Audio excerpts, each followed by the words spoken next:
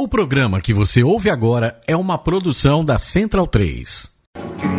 Cristo Redentor, braços abertos sobre a Guanabara.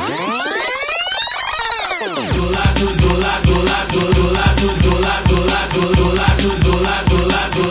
de cá.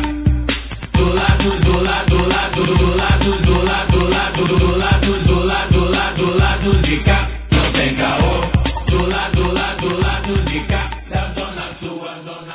Olá, ouvintes da Central 3. Hoje é quinta-feira, 1º de março de 2018, aniversário do Rio de Janeiro, e está no ar mais um Lado B do Rio, o podcast sobre o lado da cidade que admira o próprio Carrasco. Aqui quem fala é o Cício Canete. Estou aqui acompanhado hoje no estúdio Majorem, na Tijuca, pelos panelistas culturais de sempre. Olá, Caio Belandi. Bom momento aos amantes da podosfera de todo o Brasil. Ele não desiste. A referência boa. Podosfera é um termo nefasto. Mas cara. É o termo usado, né? A gente quiser, a gente inventa outro. Dá um destaque aqui inicial rápido, tentar ser o mais breve possível. Tenho dois recadinhos para falar. Um é pedir desculpa para os nossos ouvintes, porque a gente debateu muito a sério a questão das notas dadas no desfile das escolas de samba, né? A gente acabou debatendo sobre fantasia, alegoria, blá, blá, blá. E a Eliasa vem vir à mesa, inclusive com a ajuda do Marcelo Crivella. E a gente acabou debatendo muito a sério algo que acabou se mostrando um circo, né? Eu como amante dos desfiles, fiquei muito, muito chateado por isso. A Grande Rio acabou não caindo. E mostrou-se que realmente no Brasil nem o carnaval é sério, contrariando o samba da São Clemente. E eu queria dar outro recado também, uma reportagem no Projeto Colabora, um site que tem, enfim, independente também, bem bacana aqui no Rio, deixa eu achar o nome do repórter, Emanuel Alencar. Ele fala um pouco sobre a Conlurb, né? O que está acontecendo com a Conlurb. A Conlurb, que durante muito tempo foi considerada uma empresa, enfim, para... Modelo. Não diria modelo, mas dentro do contexto das empresas e dos serviços públicos do Rio de Janeiro, a empresa que funcionava de alguma forma, inclusive na Zona Norte, enfim. A Conlurb, para quem não sabe, é a empresa de coleta de lixo, e ela realiza diversas outras obras de conservação, né? Enfim, como, por exemplo, desratização, limpa esgoto, muita coisa... Poda, enfim, muita coisa que a Conlurb fazia, e fazia de uma forma assim, você ligava, no dia seguinte eles estavam lá e tal. E a Conlurb está sofrendo na mão dessa prefeitura, para variar.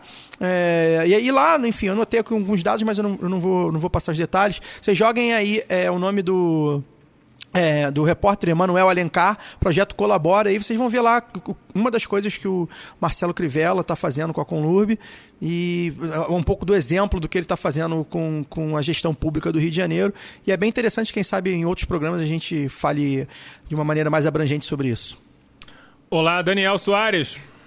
Bom dia, boa tarde, boa noite para todo mundo. Sobre a Conlurb, mais uma área da prefeitura que passou onde teve o dedo do pastor Rubens Teixeira. Isso. Que nós já falamos aqui em diversos programas, então procurem lá na matéria, Conlurb, pastor Rubens Teixeira, que ele ensina como vencer sem ser o favorito. Basta ser o favorito dele.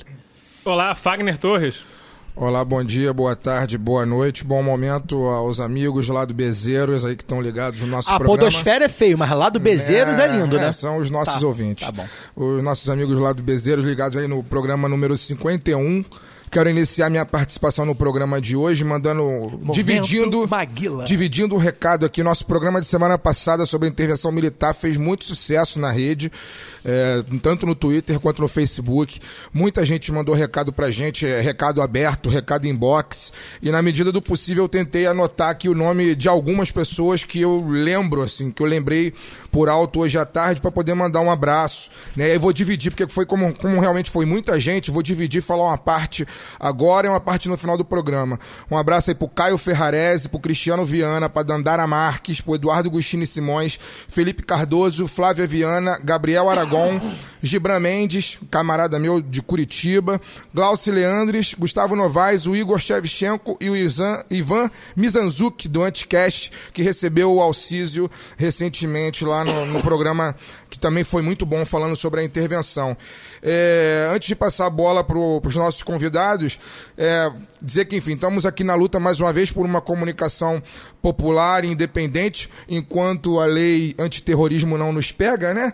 Já que temos aí generais de cuecas que acabaram de, inclusive, entrar para a reserva aí, elogiando torturadores da ditadura, né, porcos fascistas, dizendo que vai fazer parte da campanha daquele candidato inominável, que provavelmente virá como candidato a presidente. Então, enquanto todos nós não saímos daqui, né, sob cacetetes e fuzis, vamos falando a realidade Deve dar do mais uns 3 Rio, programas da ainda. cidade e do Brasil. E é isso. Ia falar sobre a admiração da questão do carnaval, admiração do Caio com o resultado do carnaval, mas acho que nem vale a pena, enfim. Quem quer saber o que é a Aliesa, basta ler o livro Os Porões da Contravenção. A gente gosta de carnaval, mas sabe que no fundo vale pela festa, assim como o futebol, né? Não dá pra poder confiar em ambiente de mafiosos. E é isso, e vamos lá. Decepciona, mas não surpreende. O Ivan do Anticast, que também é muito fã dos nossos convidados. E aqui a gente, do lado B de hoje, vai ser uma edição mais cultural, e hoje a gente vai falar de música. A gente trouxe aqui para falar com a gente sobre a banda deles, o Tomás Rossati e o Pedro Lima, membros da banda É o Efecto, banda carioca com mais de 15 anos de carreira e de militância independente. Boa noite, Tomás. Boa noite, Pedro. Boa noite. Obrigado pela presença. Boa noite. Boa noite. Saudações a todos aí. Bom, o É o Efecto faz um som que mistura elementos culturais brasileiros tradicionais com rock pesado. Isso notabiliza pelas críticas ao capitalismo e às mazelas da sociedade em geral. Tudo isso está muito longe dos padrões massificados nas paradas de sucesso, seja rádio, TV ou internet. Ser independente é uma condição para manter a integridade artística? Olha, é o único caminho que a gente percorreu até hoje, né, assim. Bom, mentira, tivemos que abrir mão de algumas pequenas brechas que se apresentaram, que às vezes eram que contrariavam um pouco de um projeto político da banda. Existiram esses pequenos momentos. Mas, no geral, a trajetória independente... Eu não sei, acho que ela antecede, né? No caso, a nossa banda reforça um pouco essa dificuldade de se encaixar em alguns padrões pelo tamanho das músicas. Acho que muito mais do que até pelas temáticas, porque, enfim, acho que o mercado, às vezes, né? Se o negócio vingar, ele tá botando pra dentro. E talvez o formato das músicas e... quantidade de informação, acho que talvez sejam coisas que fazem com que você tenha que ter uma aproximação, às vezes um pouco mais detida aos poucos, para depois se permitir gostar, ou então a presença de um rock mais pesado, às vezes que já afasta parte do público. Eu acho que paga um pouco pela mistura, de ficar sem nicho às vezes um pouco, pela mistura do som, ter às vezes essa dificuldade de querer ser plural, por gostar de música de tudo quanto é gênero, mesmo estilo. E aí você, às vezes, fica um pouco sem aquele nicho de mercado, mas essa é a proposta desde o início e estamos aí para quem tiver interesse e se permitir a aproximação, né? Eu acho também que... Eu tô na banda há muito pouco tempo e divido o contrabaixo com o Eduardo Baker, mas só para dar um pitaco nessa questão, que eu acho que também ser independente agora, em 2018, é muito diferente do que era ser independente em 2002, quando a banda começou, né? Ser independente em 2002 tem outro sentido, você tem um ambiente musical totalmente dominado, né? Talvez por grandes gravadoras, e ao longo dos últimos 10 anos essa coisa foi mudando. Então o caminho dessa independência é assim, ainda mais natural do que sempre foi, porque também essa independência propicia uma série de coisas agora que em 2002 era tudo muito mais complicado. Qual o papel da internet nessa história para divulgação e do trabalho, né? Porque em relação a 2002, sim, quando já existia a internet, mas era discada, né? Você não conseguia baixar um álbum em 2 minutos, como você faz hoje, mas ao mesmo tempo você tem já os grandes canais de YouTube já direcionando a audiência. Como é que vocês veem o papel da internet na divulgação do trabalho de vocês? Cara, hoje em dia é basicamente o meio, né, pelo qual a coisa circula. E como a gente conta muito assim com a divulgação a partir da identificação de quem ouve o som e aí passa adiante. A gente sabe bem como é isso. Pois é, né? Vocês imaginam que passem pela mesma coisa. Os meios de divulgação é a identificação,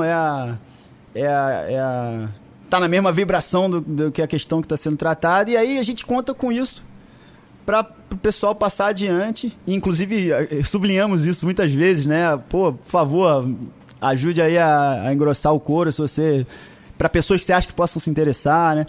E a rede desse cross da internet permite essa troca de informações, né? Pô, pegar uma música daqui, aí um amigo joga para outro, para uma amiga de não sei aonde, e a gente não sabe o alcance que isso tem, E agora, no momento que a gente está voltando prestes a lançar um disco novo, amanhã, inclusive. Amanhã, hoje, se você está ouvindo isso, hoje, ou depois para você, ou ontem, para você que está ouvindo no futuro. Ficará para sempre na internet. A gente agora fica diante desse desafio de também tentar chegar onde a música está chegando, porque é bacana também conseguir tocar, né, e circular um pouco, é a nossa grande meta e o nosso grande desafio como banda independente também é tentar correr atrás desses lugares onde a música chega e também tocar, porque é um prazer, é uma maneira de levar a música com outro sentido, né, e outra presença às vezes do que o disco, né, é uma coisa que complementa o outro, acho, o projeto da banda e tal. Vocês rodam Brasil? Vocês rodam Brasil ou mais a cena carioca aqui, e os grandes centros, São Paulo, Belo Horizonte? Posso só complementar rapidinho? Depois a gente vai falar Porque eu acho que é legal também, primeiro tem que afirmar que todos os CDs estão disponíveis gratuitos para download no site e tal. É sempre bom reiterar isso, porque isso então é muito caro pra gente o espaço da internet, como um espaço de divulgação gratuito, sem barreiras, assim, né? A gente tenta usufruir disso e não colocar nenhuma barreira para que as pessoas acessem a banda o tempo inteiro e tal. Mas acho que tem uma coisa legal da internet também, que aí é aquela coisa da independência, voltando pro primeiro ponto, porque a internet também, às vezes, ela impõe um certo ritmo, né? Que é um certo ritmo da escuta, e que é um ritmo acelerado, né? E um certo ritmo em real time, que a pessoa tem que se fazer importante, se fazer presente o tempo inteiro, enfim. Tem certas coisas que eu acho que o L-Effect também é independente com relação a isso. Dentro desse contexto mesmo, né? Porque a banda é isso, a gente tomou um tempo para fazer esse novo disco, e esse disco foi o tempo da criação, e o disco foi o tempo da produção, o tempo dos arranjos. Esse tempo não foi acelerado, enfim. Acho que foi um tempo meio contra-hegemônico também. O próprio tempo do L-Effect, ele é contra-hegemônico também com relação a um certo tempo hegemônico da internet, sabe? Tem estudos que dizem que a entrada do refrão está sendo mais rápido na média, nas músicas comerciais. Sim, pra já ficar as introduções têm diminuído e tal. Então, a banda que faz músicas longas, né, e de temática mais complexa, tem essa questão pra internet. Mas com relação às turnês. A turnê, como é que vocês fazem? Vocês estão mais no Rio?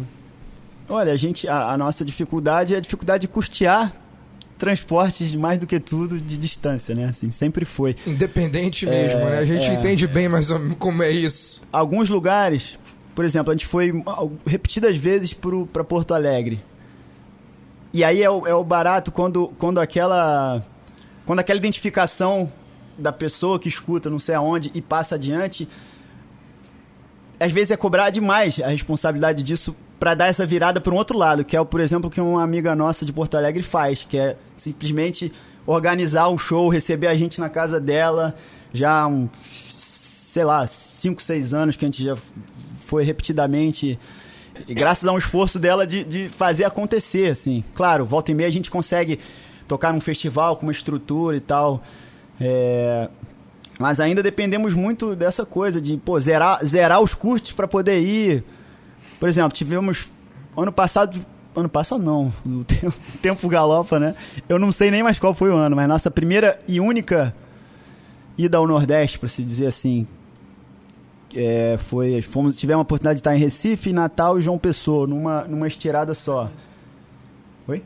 Bahia também. Tivemos em Vitória da Conquista também uma vez, numa outra ocasião, bem verdade. Foi assim, uma viagem que a gente fez de tudo para viabilizar. É sempre assim, mesmo sendo uma banda de 16 anos, é sempre assim, não, vamos investir aqui, é importante a gente chegar lá, vamos tirar do bolso para poder abrir portas. No final das contas, a gente que vai arrombando essas portas com a ajuda das pessoas mesmo. Não sair tanto no prejuízo, assim, né?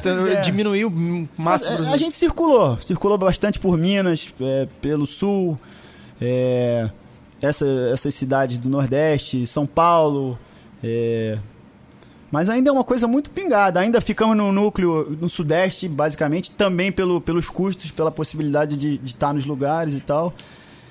E ficamos sempre na expectativa de conseguir dar um gás nisso. A gente cada vez mais ouve de gente dos cantos mais variados, que chega junto, e a dificuldade é fazer disso uma movimentação que permita chegar, porque envolve grana, envolve uma porção de coisa, envolve estrutura, né? E é difícil pra caramba, né? Vou fazer o VJ da MTV aqui, o Thunder. Quer perguntar, Císio? Fala, vai falar. Não, vou fazer a pergunta. Então pergunta. Ah, tá. Vou fazer o vídeo aí da MTV, Thunderbird, que é parceiro da casa. Conta um pouco do disco novo, né? Do álbum novo. Disco não usa mais, né?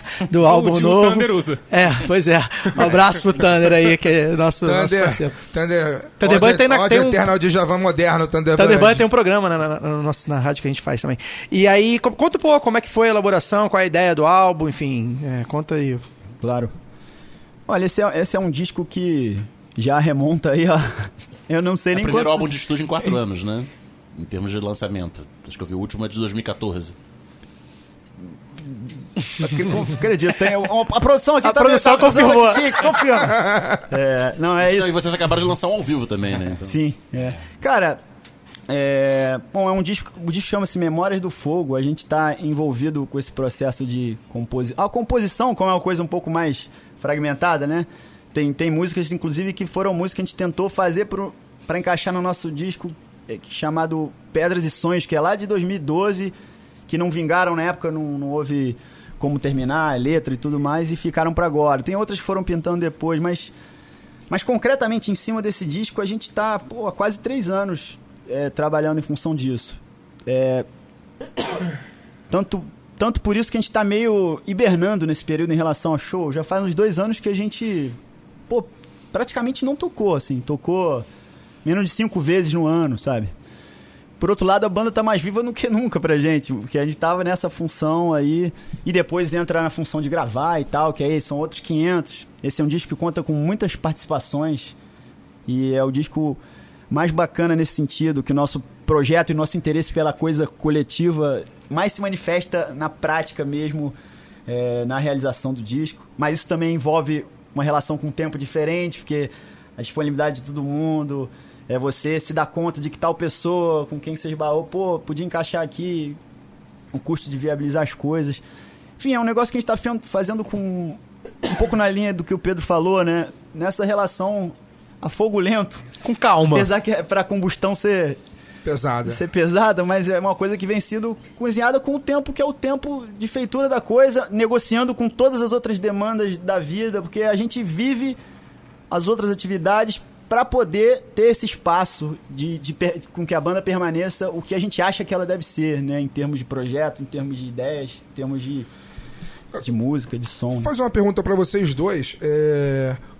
Saindo um pouco da questão da banda, mas ainda na arte, na cultura, de uma maneira geral, como é que vocês veem hoje o momento do Brasil, esse momento que, enfim, a gente volta aí discussões pesadas de censura a questões artísticas, a manifestações culturais, a repressão a manifestações de rua.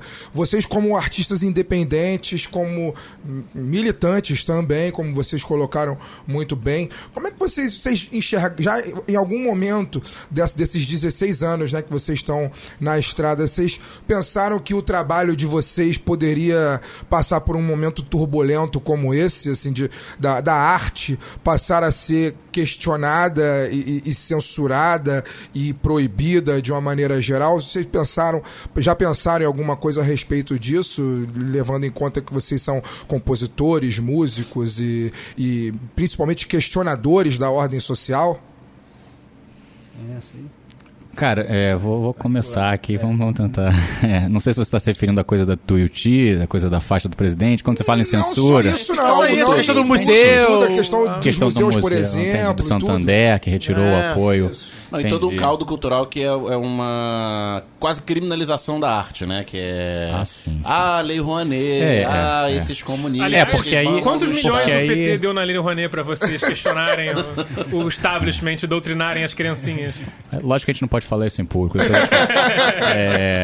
Assim, eu acho que... Porque tem uma coisa da censura, né? Porque como a gente viveu um período muito tenebroso da história do Brasil, com a ditadura, né? Com a censura estatal, né? Institucionalizada, pesada, né? E eu acho que...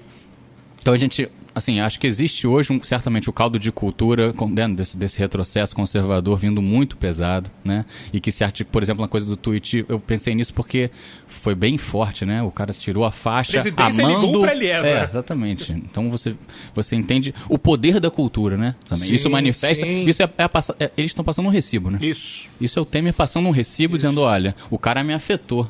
Né? O cara me afetou diretamente, então tira essa faixa aí do desfile das campeãs. Então é impressionante. Houve também recentemente uma intervenção do ministro da Educação, não sei se vocês acompanharam isso, junto a um curso da UNB, do Luiz Felipe Miguel, que tinha o golpe no seu título e tal. Então, a gente está vivendo esse caldo de cultura, mas acho que, eu particularmente, eu falo por mim mais por mim do que pela banda, né? Eu acho que eu não imaginava não viver um retrocesso dessa maneira, não sei onde que isso vai parar. Eu acho que quando a gente tem uma sociedade que abertamente defende valores fascistas, defende candidatos fascistas, enfim, programas fascistas, né? A gente está começando a construir. Vocês são muito críticos à mídia hegemônica, né? Você tem a mídia hegemônica hoje fazendo o quê? Construindo o que seria um centro, né? Um espectro ideológico de centro, que envolve pessoas que são da Opus Dei, políticos que são da Opus Dei, que viraram o centro. A gente está vivendo, então, um terreno muito movediço, assim. Quando a Opus Dei é o centro... qualquer coisa tá...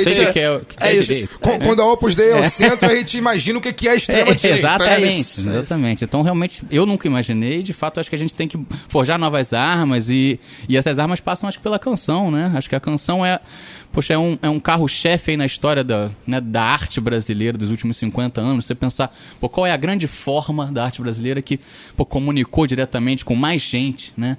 Politicamente, você pensar um Chico Buarque, enfim, a história do cancioneiro brasileiro. Então acho que o L-Effecto quer se inserir nessa história, né? Uma longa história da música popular brasileira, enfim, né? Para além da sigla do MPB, uma música popular aqui entendida de maneira mais abrangente, né? E do poder de crítica que a canção tem, que a forma a canção tem, né, Tomás? Eu acho que você tem uma área que cresce nessa época de retrocesso e de fascismo, é a arte, né, como um todo, né? Eu acho que se você for ver, assim, os cartunistas estão brincando, os caras estão muito bons, André Damer, Ricardo Coimbra, etc., esses caras desenhistas. A própria música, como as músicas que vocês fazem, ou seja, o momento de ser crítico agora é meio que surfar na onda, né? Porque se vocês, há 10 anos atrás, vocês sendo crítico, era uma coisa muito... Assim, antes que apareça um apresentador de BBB aí também pra dizer que a música não é lugar de protesto. A gente vai falar mais tarde. Exatamente. Então acho que se tem uma coisa que cresce é a cultura. Acho que os artistas eles acabam tendo mais munições mesmo pra se exibir, enfim. Tem mais telhado pra tacar pedra. Mas eu acho que, perdão, desculpa. Só entrando também na conversa, eu acho que assim, institucionalmente tá formado mesmo um quadro assustador, né? Agora, eu acho que parte da percepção disso nas pessoas mesmo, na cultura, eu acho que é inegável a queda das máscaras, né? Mas eu acho que também isso também tem componente do sucesso de várias lutas, que estão botando a cara também e estão tendo espaço, e aí estão tendo reação também, né? Eu acho que nesse quadro, que é um quadro que vem anterior à institucionalização disso, com a questão do golpe, com a escalada com esses aspectos muito concretos, né, de militarização e tal. Mas a gente sabe que essa questão de um discurso efervescente, a sistematização de um discurso meio fascista, ela também vem como resposta ao que estava vindo, né? A avanços mesmo. Que isso é importante. É batalha mesmo. Cara. O jogo é guerra, esse, né? O jogo é esse. Então, vozes que estavam ali caladas há muito tempo, a questão periférica, a questão LGBT, o feminismo, enfim, né? Negritude, todas essas questões que, acompanham a história das opressões no mundo e no nosso país tanto, né? Começaram a articular, organizar seus discursos e suas práticas, né? E aí você tem a queda das máscaras de algo que não precisava ser dito e organizado e sistematizado, e aí você tem um embate mesmo, né? E aí é hora de se colocar mesmo, né? Eu concordo que, claro, o mercado também está aí aproveitando alguns hypes, né? E tentando fazer disso uma questão, né? Acho curioso, essa questão é curiosa, como a gente tem um projeto basicamente o mesmo, né? Claro, com o amadurecimento que a gente tem como músico, como pessoas no mundo, mas desde o início, né? A proposta da banda é muito a mesma e é notável, assim, depois de 2013, por exemplo, um nível de adesão em relação à banda e tal. Também cresceu, mas eu acho que é muito bom se entrar na moda a questão política, então vamos embora, né? E vamos ocupar esse espaço e partir para guerra mesmo. Eu acho que assim, existe um esforço aí de intimidação, né? Eu lembrei aqui, pensando nas coisas de notícias que vão nessa direção, né, do avanço do fascismo e tal, não sei se vocês viram essa, de uma procuradora do MP de São Paulo, que convocou para depor um médico, pesquisador, eu vi de 88 anos, porque ele faz pesquisas com maconha, com cannabis sativa, tipo né, perigosíssimo com os mesmo. efeitos, e a Procuradoria de São Paulo pressionando o cara, intimidando o cara. Acho que a gente está vivendo uma série, e principalmente pelo Poder Judiciário e pelos poderes afins, pelo Ministério Público, etc., tem também uma voga de intimidação. Acho que, enfim, o disco que está vindo aí, ele certamente não se deixa intimidar nem um pouco, assim, nesse sentido. É um disco que está dando a cara a tapa e está afirmando, como o L-Effect sempre fez. E eu acho que essa coisa existe essa coisa, pessoas querendo surfar na onda, um certo oportunismo, né? Desde junho de 2013, mas, enfim, pra gente isso também não afeta. Assim, a gente tá nessa desde 2002. Então, assim, os oportunistas, eles vêm e vão, né? Assim, então, deixa eles passarem. Assim, as letras de vocês, elas são bastante questionadoras. Vocês fazem bastante militância através das letras e... Queria saber um pouquinho mais também sobre o posicionamento político da banda, qual é o objetivo que vocês têm com essas composições, que vocês falam muitas vezes de revolução de um jeito velado, e a música que vocês lançaram do álbum novo, que vocês já divulgaram, que fala sobre a questão do trabalho, da mais-valia, trazendo conceitos marxianos para letras de música. E como é que é trabalhar com esse nível de complexidade dentro de uma composição? Olha, cara, uma das coisas mais significativas que aconteceram nesse processo foi o momento que a gente começou a sentir que pessoas engajadas em lutas, em movimentos, um retorno dessas pessoas, assim, sentindo que a música fazia algum sentido, ajudava a estimular a participação, seja ela qual for, sabe? A gente se entende como indivíduos, até porque somos muitos, né? Pô, pertencemos aí ao campo amplo da esquerda, com suas contradições todas, suas... Desunião. Suas disputas de ideias.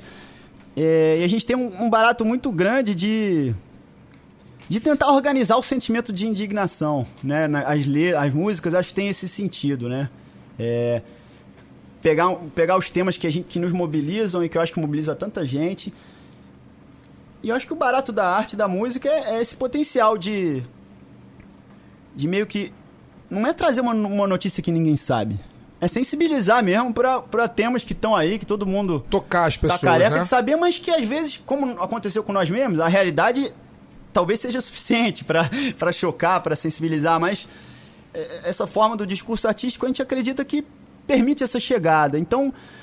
A gente, politicamente, estabelece e estabelecerá pontes com as frentes das mais diversas orientações dentro daquilo que a gente acredita que seja um progressismo na luta, né, e tal. Até porque daí para a questão metodológica do poder e da organização, de como se... São questões muito complexas, né?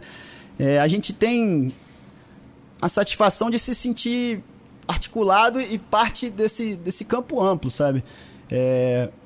E esse retorno faz com que a gente acredite que faz sentido, sabe? Porque é difícil também você ficar, se dedicando a uma coisa como você sente que isso não toca as pessoas, que isso... Mas esse retorno que esporadicamente a gente recebe, e graças à internet também isso chega até nós, uma mais rápido, contato direto, assim, é muito estimulante para acreditar que a música pode contribuir nesse processo de sensibilização. E a música serve pra gente mesmo nesse sentido. Sim. Fazer as músicas e ter o L-Effect, pra mim, como pessoa, é uma maneira de me cobrar. É muito melhor do que eu sou. Quer dizer, eu sou um indivíduo preso a vários vícios de classe, a várias questões. E o L-Effect é uma maneira de me estimular também a tá tentando evoluir nesse sentido e me conectar a questões concretas do mundo, às vezes dar um passo atrás em relação a certas coisas e às vezes ousar dar um passo à frente em relação a outras coisas, né? Não sei se... Faz sentido o que eu tô falando? Eu acho que faz total, porque a gente se identifica, A gente inclusive. se identifica demais. Tô Porque pensando aqui que a gente se identifica. Eu pensei, eu olhei pro Fagner e falei, é pode isso. ser considerado o L-Effect dos podcasts. É isso. Não, eles são Não mais... à toa. Eles são predecessores. Não à toa os ouvintes. Nós é que somos o lado B da música. Vocês estão com um disco ao vivo, né, na rua, gravado no final de 2015, recém-lançado, agora em janeiro, nas plataformas, a plataforma digital mais perto de vocês e no site de vocês. Um homem E moderno. o release do disco ao vivo fala que é um fechamento de ciclo, né, esse disco do repertório aí dos 4 primeiros álbuns de estúdio. E se esse disco é um fechamento de ciclo, naturalmente o disco novo que está sendo lançado hoje, para quem ouve, ou no passado... Quem ouve no dia que foi lançado o programa. Abre um novo ciclo. Em que difere esse novo ciclo do ciclo dos 4 álbuns anteriores? Bom, eu vou me dar o direito de passar à frente do Pedro, porque... Antiga, apesar de que ele Hierarquia. na verdade, é muito interessante estar com o Pedro aqui, porque ele é um cara que é um grande colaborador do L-Effect desde o momento zero. E que agora está aí dividindo os baixos com o Baker. E aí é um prazer também estar falando de dentro, mas ele tem vários olhares de alguém que acompanhou esse projeto. Ele foi um cara que sempre escreveu os nossos releases também. Então é uma relação muito legal dessa visão dele, que é de dentro mais do que nunca agora, mas também tem um distanciamento. É um dos grandes motores também da nossa autorreflexão, a nossa relação. Mas eu me dou o direito de falar nisso porque... Como músico, ele tá entrando agora, então... Fase de teste. Tá indo em fase Renovação, técnica. renovação. Mas A base tá chegando forte. é uma base grisalha, então eu não sei até que ponto ela tem lenha pra queimar. Tardia. É precoce. Grisalismo Mas é o precoce. seguinte, acho que o ciclo se refere principalmente... Claro, todo disco novo é um ciclo, porque a gente precisa... Pessoal, mais um ano se passou, mais uma batalha vai começar pra gravar, pra correr atrás. Ninguém ganha com isso, pelo contrário, todo mundo gasta com isso. Quem tá aí pra continuar e disposto, né? A banda passou por uma mudança de formação, né? Com a saída do Pablo, que era o nosso guitarrista nos últimos 7 anos, algo assim.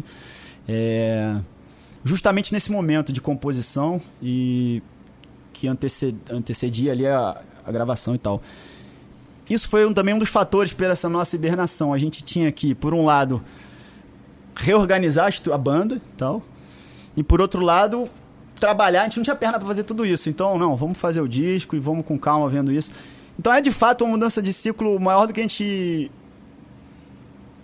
Bom, não sei se maior do que a gente nunca teve, não importa também. É um novo ciclo porque se refere a uma nova formação, um novo trabalho que envolve a ampliação da banda para 6, né? Que nós sempre fomos em 5, já fomos em 4 por alguns momentos também, muitos anos. E hoje em dia a gente está com 2 guitarristas novos, né? O Tomás, meu xará, Tomás Troia, e a Cristina e Ariel. E o Pedro aí chegando junto no baixo também.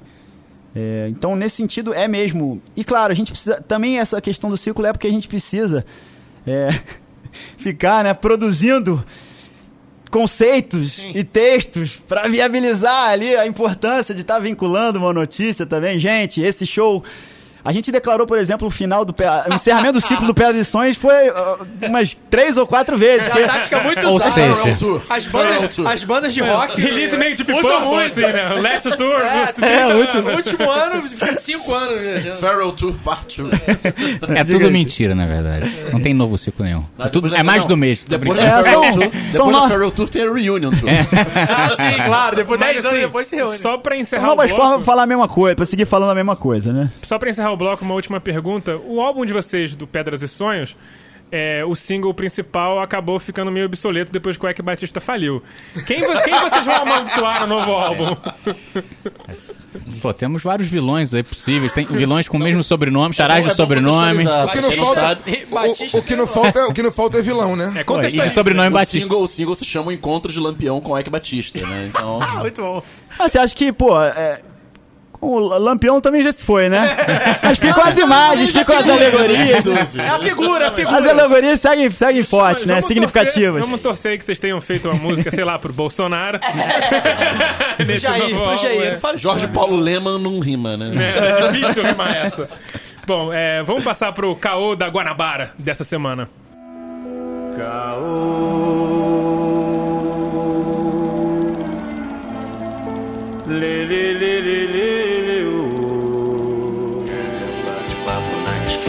Eu quero o Rio Antigo com crianças na calçada, brincando sem perigo, sem metrô e sem frescão, ontem no amanhã. O Rio de Janeiro completa 453 anos de sua fundação sob intervenção militar.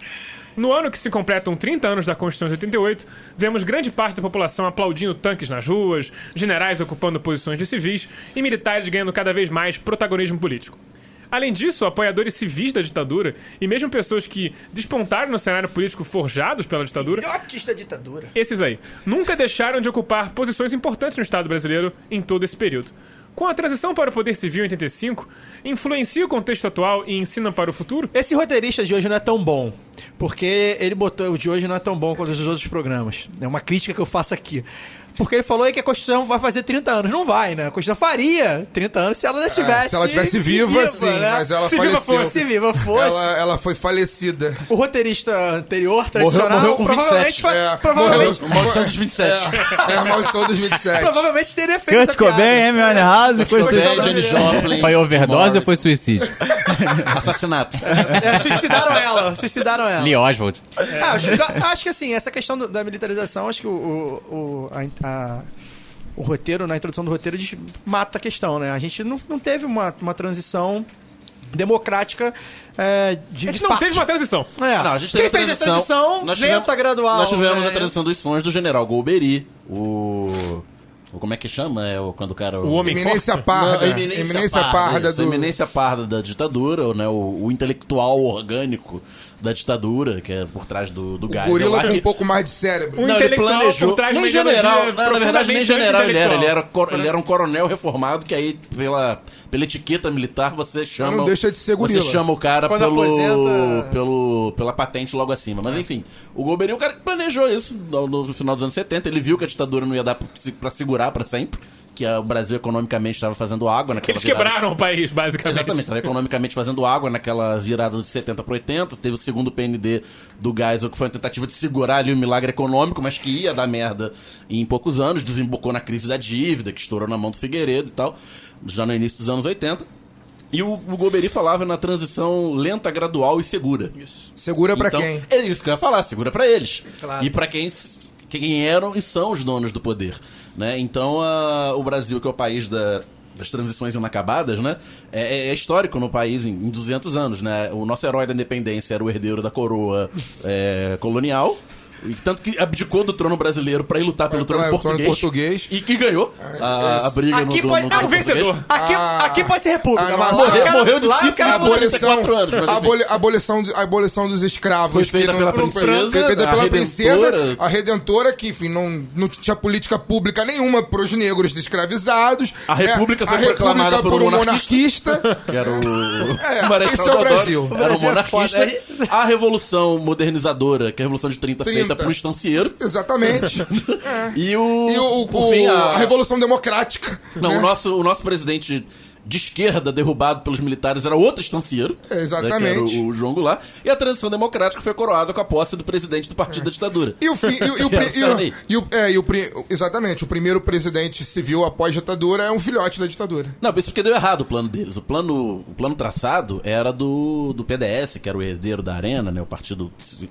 O lado atual civil. Democratas? Atual Democrata. Não, é o PP se dividiu entre PP e Democratas. Exatamente. O PP é o herdeiro direto do PDS e o Democratas é o herdeiro direto do PFL, que era a dissidência... Parece Partido Comunista isso, né? Que era a dissidência do PDS. O pessoal que diz que a direita é unida, porra, a direita é só ela, quando só tem ela, né? Eles separam. O plano do grupo político hegemônico, porque é bom lembrar que a ditadura também não era uma coisa só, né? Não era homogênea, né? Então o grupo hegemônico ligado ao Golbery, ao Geisel e tal, tinha como herdeiro ungido pro Figueiredo o ex-coronel, já reformado, Mário Andreasa, que tinha sido ministro dos transportes na época da construção da ponte Rio-Niterói, então era uma figura bastante conhecida.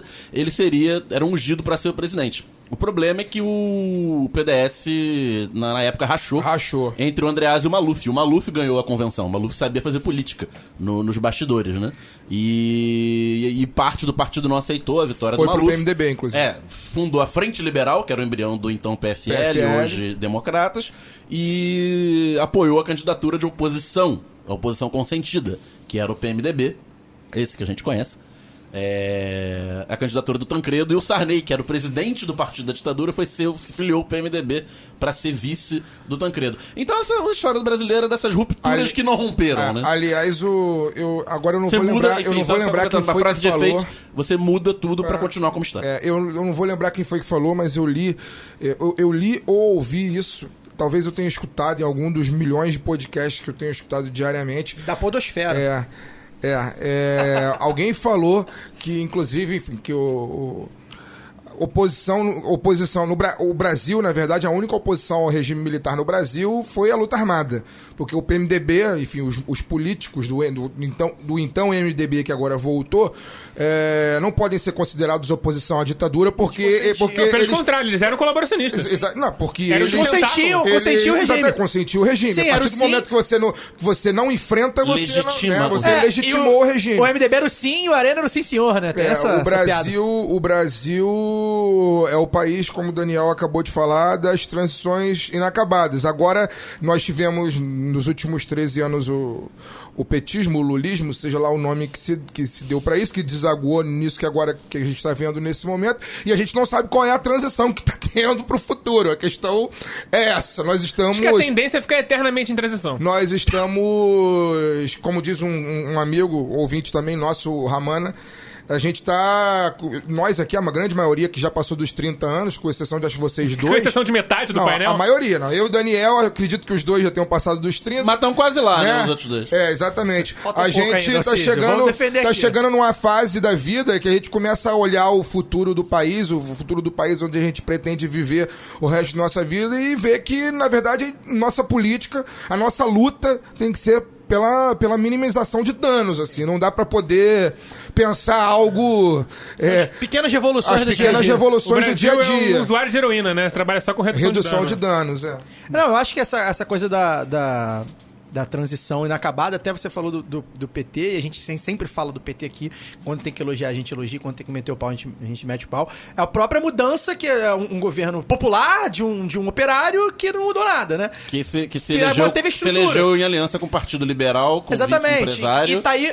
E tinha como um importante conselheiro político o Antônio Delfim Neto, que era ministro da Economia, todo poderoso da ditadura. Da Fazenda, né? Da ditadura. Então, assim, até o PT mesmo, que vai, quando a gente olhar pra trás, quando tiver o distanciamento histórico, vai olhar assim, vai falar assim, pô, aqui houve uma mudança, você vai ver que não foi uma mudança muito, muito vaga, não foi uma mudança de sistema, nem nada. E, inclusive, falando do PT, o nosso ex-presidente aí andou elogiando o Temer. Elogiando não, né? Disse que o Temer... Afagou. Disse que a Globo tentou dar um golpe no Temer. Calma que vai ter uma previsão de Daniel Soares no final desse bloco. Não, eu acho que essa questão da Globo do Temer, a gente já discutiu aqui em programas na época que o Temer teve a divulgação lá da mala lá do Rodrigo Loures, enfim. E a gente discutiu isso, que a Globo parecia que ele ia derrubar diga-se, está solto. O Rocha Loures está solto? É porque ele só foi visto uma malinha de 500 mil. Pelo menos quem nunca, né? Então, assim, essa coisa da transição no Brasil, ela é historicamente feita por quem tá ganhando o jogo, né? Como se vão mudar o jogo. Quem tá ganhando quer mudar o jogo, alguma coisa tem. Ninguém encerra o jogo ganhando. Então, assim, quem quer mudar o jogo e tá... O que a gente tem que pensar, na verdade, é qual foi a estratégia utilizada pra mudar o jogo. O que vem aí? Ou seja, porque essa galera quer mudar o jogo, então o que vem aí? Vai vir alguma coisa pior. A gente vai ter que antecipar, né? Porque... Vamos contextualizar aqui rapidinho, que a gente trouxe o Caô da Guanabara, porque a gente fez um gancho histórico, pra mostrar, porque o Temer tem uma fala muito bizarra, acho que ontem, quarta ou terça, que ele falou todo assim, dia ele tem. Temos que trazer... mas essa específica eu tô tentando lembrar. A figura dele é bizarra. Temos que trazer de volta para o debate político, os militares merecem ter mais protagonismo. Nossa. Eu não sei o que aconteceu, O que aconteceu foi que tem 1.047 corpos não identificados em Perus, que tem mais de 7 mil indígenas desaparecidos, que os caras mataram pra caralho, a rodo, saíram todos ilesos, sem nenhum tipo de responsabilidade sobre nada que eles fizeram, como se fosse uma criança cagada, e ficaram escondidinhos pra não dar merda pra eles. Ficaram escondidinhos em termos, né? Vamos lá. E a anistia, sempre que foi questionada judicialmente, foi derrubada e foi mantida. E vamos lá. E ninguém nunca foi preso por nada. Não ficaram nem tão escondidos assim. Afinal de contas... No último programa trouxemos aqui o Newton Cruz. Mas todos reformados, mais do que isso, gente. Mais do que isso. Todo todo ano, por mais que nós vivêssemos até 2016, entre aspas, aí entre muitas aspas, no regime democrático, todo ano, todo dia 31 de março, todo dia 1º de abril, os militares faziam um evento no Clube Militar, sim, né, louvando a gloriosa Revolução Democrática. Uma questão que o Democrática. Alciso trouxe aqui, eram os reformados, que não podiam receber reformados. sanção. Era de pijama. Enfim, Eram Mas já no final do período Dilma, os nativos começaram a botar manguete. E mesmo esses reformados aí, se o Brasil fosse um país sério... Estariam todos presos. Estariam todos, no mínimo, presos. No mínimo. Ou pra apanhar Eu na diria no saída. mínimo preso. No mínimo, É, né? Não, Porque teve gente que foram hoje- protestar e a polícia caiu de pau nos manifestantes. hoje- Militar aqui na Cinelândia, pra apanhar na hoje, saída. por Almoçava exemplo... lá de vez em quando. Hoje, por exemplo, assim, a diferença... afiando o gol. Dava nojo, mas... Antes de fazer o quê? passar, A comida era boa. antes de passar a Barata, palavra palavra. para os nossos convidados, hoje, por exemplo, eu vi uma diferença clara do que é o Brasil e do que é seus vizinhos latino-americanos que também sofreram Isso de é bom ditaduras falar. militares nos anos 70, no caso do Uruguai, da Argentina, do Chile. Hoje, por exemplo, eu compartilhei uma foto no Twitter que um amigo fotografou em Montevidéu, que é um muro escrito "Cuidado, vizinho torturador". Ou seja, nos nossos vizinhos é tão séria a questão da ditadura que eles viveram que não é caça às bruxas, não. Eles colocam a cara exatamente de quem participou daquilo, o quanto aquilo foi vergonhoso pro seu país, né? O quanto aquilo trouxe de prejuízos históricos, sociais para aquelas nações, ao contrário do que acontece no Brasil. O Brasil, apesar da ditadura militar ter terminado lá em 1985, não sei se eu posso dizer 84 ou 85, Daniel, o cara mais... é 85, né? 85. O Hélio Gaspari tem uma boa 21. figura de linguagem pra isso, que ele fala que era... O Figueiredo terminou um ditador sem ditadura. Porque ele era um produto de uma ditadura, Já tinha mas ele não acabado tinha de mais um ter aparato dois, legal. é. Ele não tinha as 5 mais pra, Isso. pra Então, operar. no Brasil, por mais que a ditadura militar tenha acabado em 1985, os caras sempre estiveram à sombra aí, entendeu? Sempre estiveram esperando exatamente um momento como esse. Um momento de que, em nome de uma suposta ordem, em nome de uma suposta segurança, eles pudessem voltar aos seus nichos de poder, que é o que a gente tá vendo acontecer hoje. Agora, eu fico só na dúvida do que vem por aí. O que vem por aí é que pode ser mais pesado. Deixa eu só complementar o que o Fagner falou, pra quem, enfim, de repente não conhece. Na Argentina e no Uruguai, no Chile, mas principalmente na Argentina, as notícias vêm mais, os ditadores, os generais da época, eles são condenados até hoje a condenação. Videla morreu na cadeia. Videla morreu na cadeia, Pinochet também morreu. Eu não lembro se na cadeia, mas foi preso. Pinochet não, porque ele deixou um arcabouço legal que o protegia. Mas ele foi No preso. Chile, na Espanha. Na Espanha. Ele foi preso na Espanha e ele morreu sem honras militares, vamos dizer assim.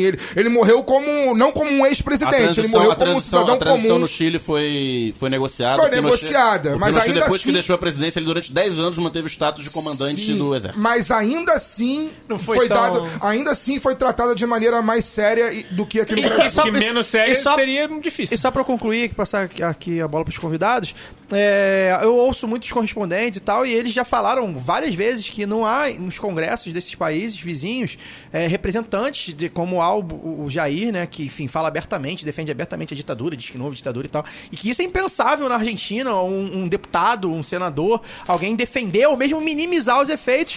E lá, em tese, assim, acho que, se eu não me engano, no Uruguai, que tem, onde há mais mortes, enfim, tem um número aí. Chile disparado. No Chile, tem um número... Só no primeiro dia mataram 30 Mas, mil, porra. mas é que é bom que se diga que no Brasil essa contagem não foi feita. Eu tenho dúvida. Eu acho que a ditadura argentina ela durou menos tempo e foi a mais sanguinária. Enfim, mas é porque eu não tenho dado aqui de cabeça os números agora. do Brasil foram muito ocultados também. Porque, enfim, sim. depois... Sim.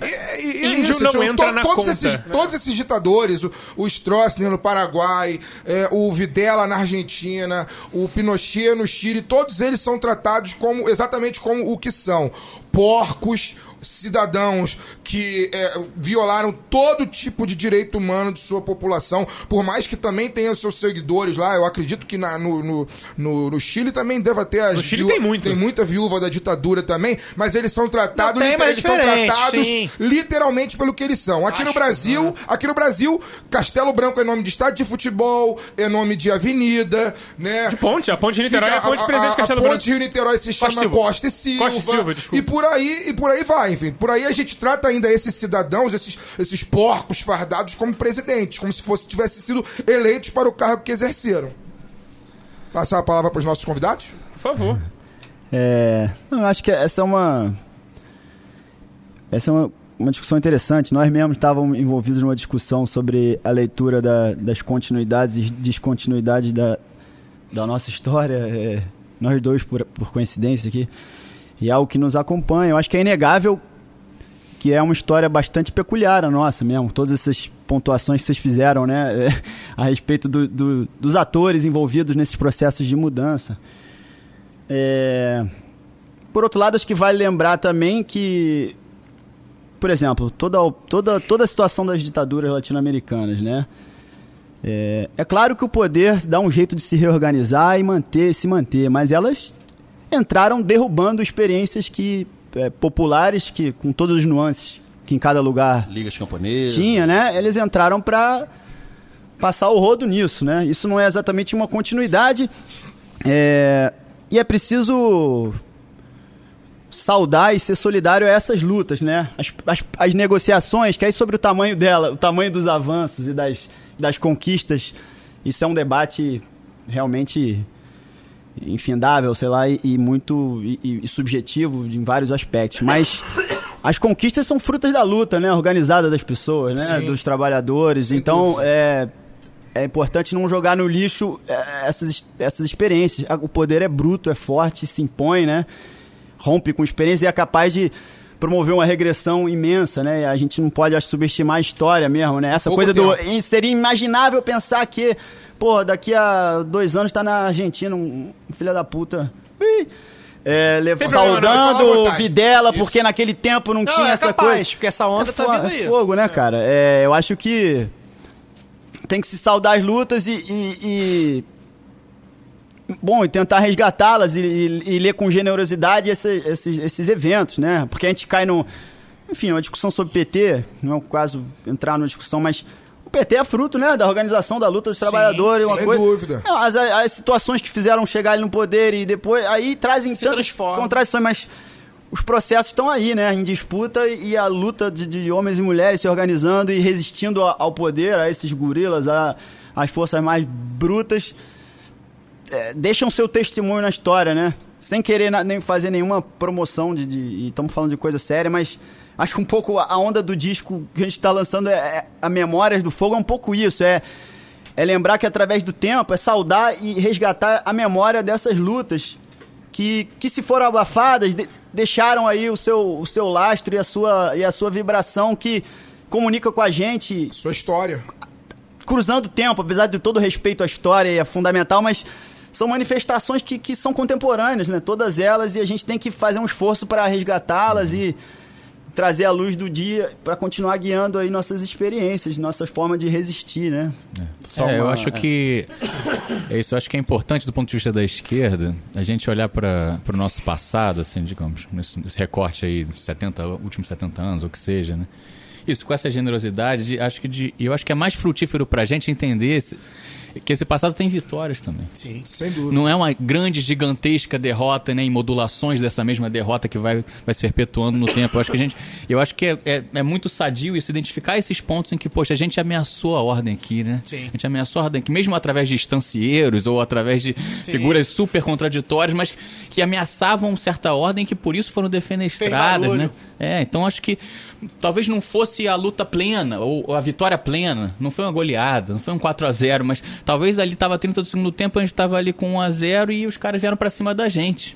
E aí eu acho que nivelar a história como uma grande derrota também é um erro tático da esquerda, assim, porque senão fica grande coisa. A história do Brasil são os donos do poder, né? Manipulando pelo alto e vencendo. Eles até venceram, eles costumam vencer. Né? Não, mas sem dúvida. Até a gente também conseguiu fazer até a Revolução Russa parecer derrota ultimamente.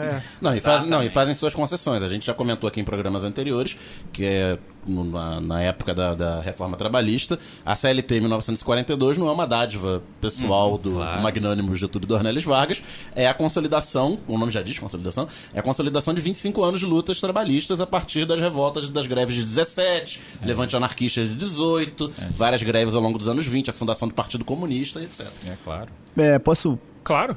Eu não sei se é o caso, mas já para fazer a ponte com a questão da nossa cidade, da militarização e tal. Não sei se esse é o tem alguma coisa. Não. Eu acho que é importante trazer esse dado, né? bom, quer levantar a bola e pensar quem tá pagando pato, né? Quem pagou historicamente mais do que... Acho que na história, dependendo do momento, a esfera de quem paga o pato se expande um pouco. Mas a gente tem a pobreza aí mesmo, né? A periferia sendo arrochada desde sempre. E aí essa questão de todas as aspas da democracia em qualquer período histórico, quando você sabe que a violação de direitos é a norma, né? E tal. E aí, trazendo essa discussão para essa questão tão tensa, porque parte de por exemplo, da noção de um nível de adesão imenso da população a essa medida da intervenção, né? E como é complicada essa questão.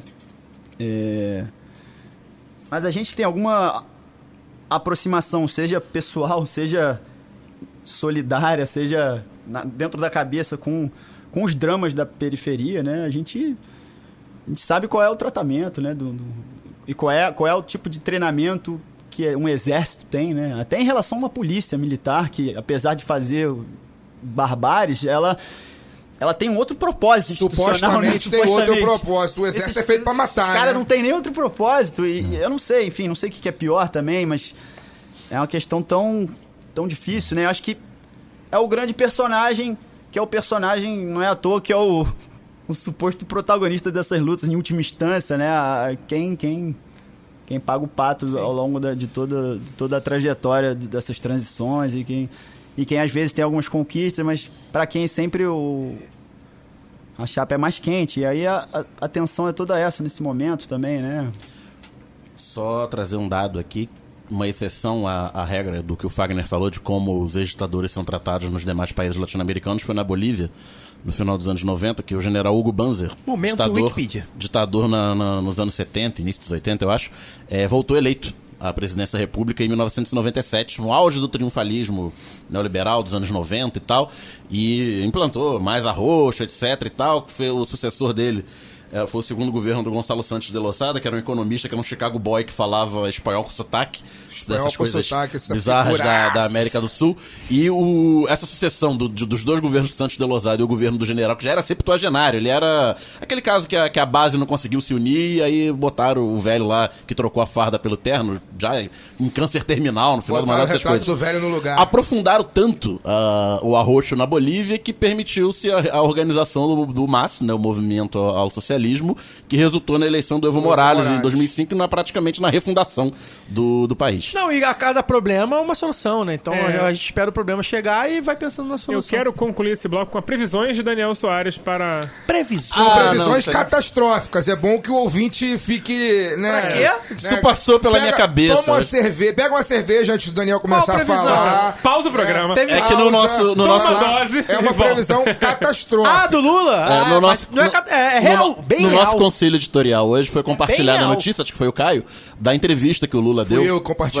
Foi a Folha de São Paulo, Estadão? Eu compartilhei do Congresso em Foco. Folha de São Paulo. Acho que foi na Folha de São Paulo, né? Que o Lula fala que ele não acredita que vai ser preso, não sei o que lá, e aí fala que a Globo tentou dar um golpe no Temer, que o Temer foi corajoso e desmascarou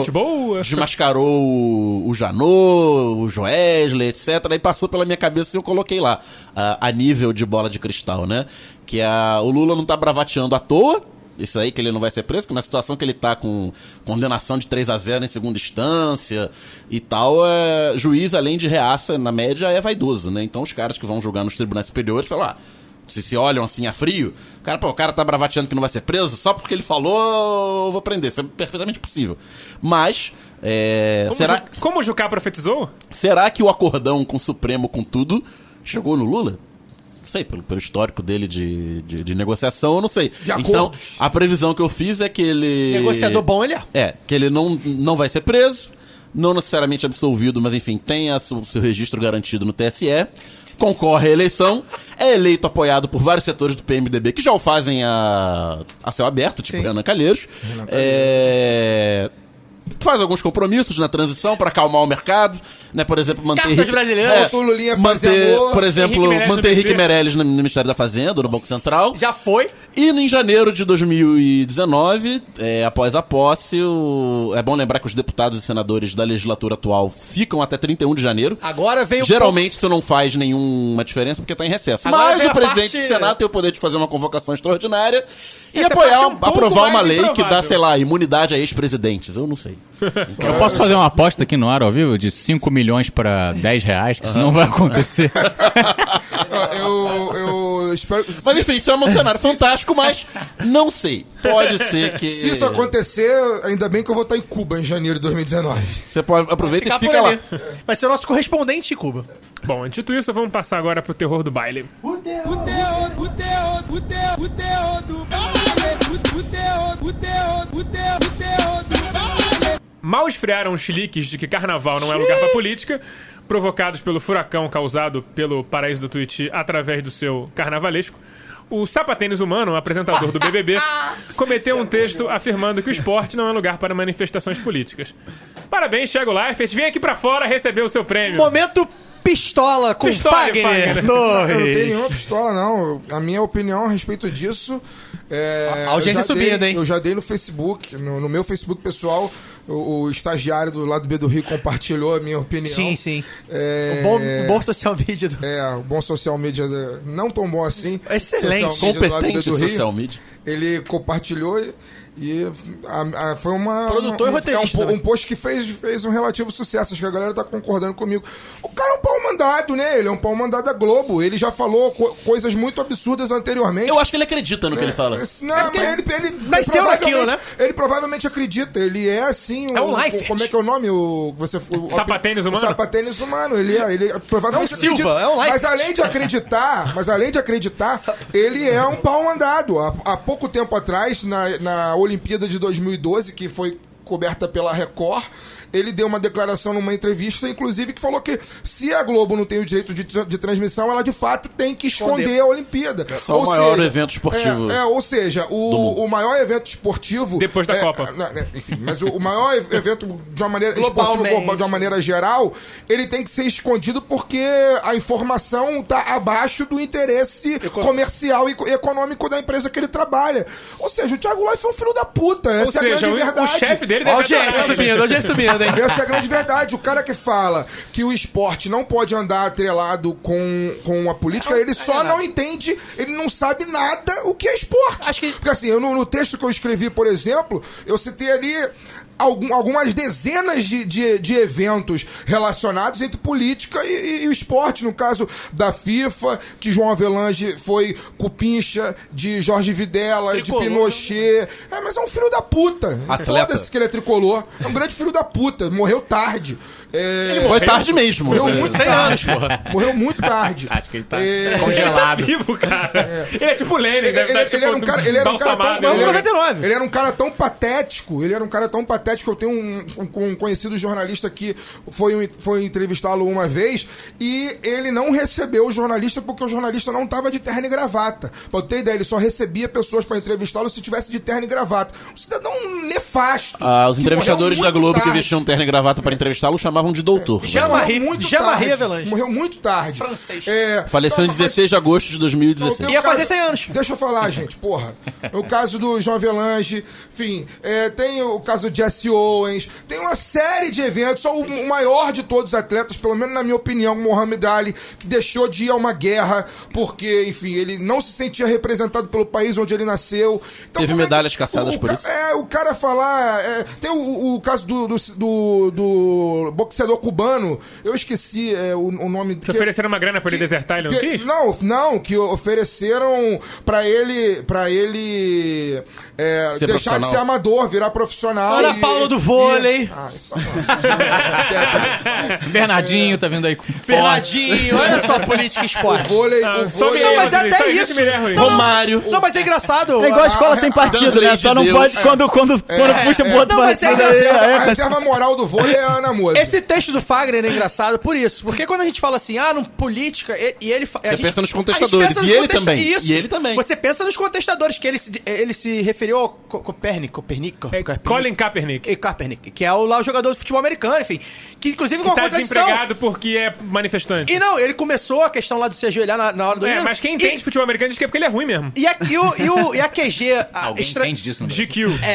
Não é QG, é ao contrário, é GQ. Enfim. Ai, meu pai. A revista, que é inglesinha foda. A revista... Não saber o nome das coisas. Obrigado. A GQ... americana, ele elegeu...